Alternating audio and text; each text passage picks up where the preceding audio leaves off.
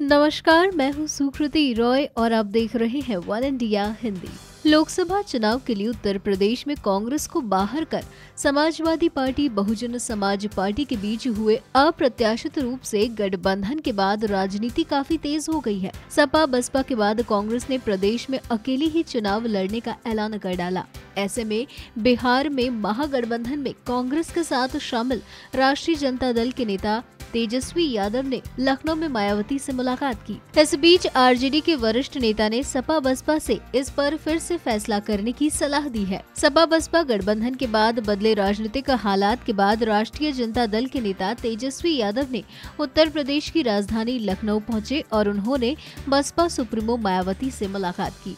मायावती से मुलाकात के बाद पत्रकारों से बात करते हुए तेजस्वी ने कहा, देश में जिस प्रकार का माहौल बना हुआ है और जो देश में जिस प्रकार से बाबा साहब के संविधान को मिटा करके नागपुरिया कानून को लागू करना चाहते हैं और जिस प्रकार का कदम पहल मायावती जी ने और अखिलेश जी ने जो गठबंधन मिला करके जो लड़ने का काम किया है, इसके लिए पूरी देश की जनता में काफी खुशी है और खास तौर पे जो बहुसंख्यक आबादी है इस फैसले का स्वागत करती है और मजबूती के साथ जो चुनौतियां हैं इसको सामना करने का काम करेंगी। तो आप समझ जाइए कि यूपी और बिहार से बीजेपी का सफाया एकदम पूरी रूप से होगा। हमको नहीं लगता कि यूपी में एक भी सीट बीजेपी या उनके घटक दल जो है जीतने का काम करेंगे। पूरी सीटें जो हैं ये जो सपा बसपा गठबंधन जो ही है वो ही जीतेगी और देश को रास्ता दिखाने का काम।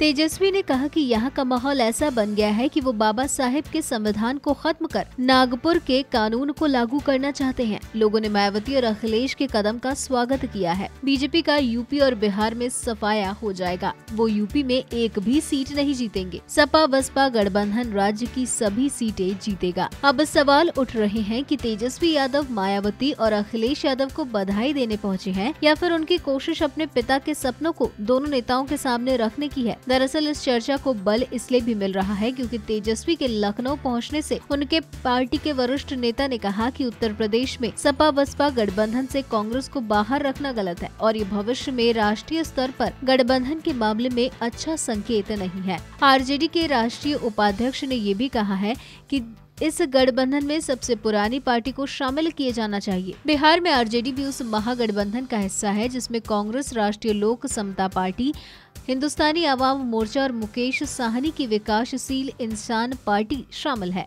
बता दें कि तेजस्वी की अपनी पार्टी के अलावा उनके सहयोगी भी इस बात पर जोर दे रहे हैं। बिहार महागठबंधन में शामिल हम एस के प्रमुख एवं पूर्व मुख्यमंत्री जीतन राम मांझी ने कहा कि अगर वो सपा बसपा उत्तर प्रदेश में कांग्रेस की अनदेखी करेंगे तो उन्हें हार का सामना करना पड़ सकता है और बीजेपी जीत सकती है। बता दें कि समाजवादी पार्टी और बहुजन समाज पार्टी ने उत्तर प्रदेश में आगामी लोकसभा चुनाव में आपस में 38 सीटें बांट ली हैं और कांग्रेस को इस गठबंधन से बाहर कर दिया है। दोनों पार्टियों के इस फैसले के बाद कांग्रेस नेता पी चिदम्बरम ने भी पुनर्विचार की बात कही थी। हालांकि बाद में कांग्रेस ने साफ कर दिया कि वो पूरे दमखम के साथ अपने दम पर सभी 80 सीटों पर चुनाव लड़ेगी। कांग्रेस अध्यक्ष राहुल गांधी भी अपना स्टैंड स्पष्ट कर चुके हैं। ऐसे में तेजस्वी यादव का लखनऊ पहुंचना क्या किसी नई संभावना को जन्म दे सकता है या ये मुलाकात महज शिष्टाचार तक ही सीमित रहने वाली है? इस पर सबकी नजर है। फिलहाल इस वीडियो में इतना ही।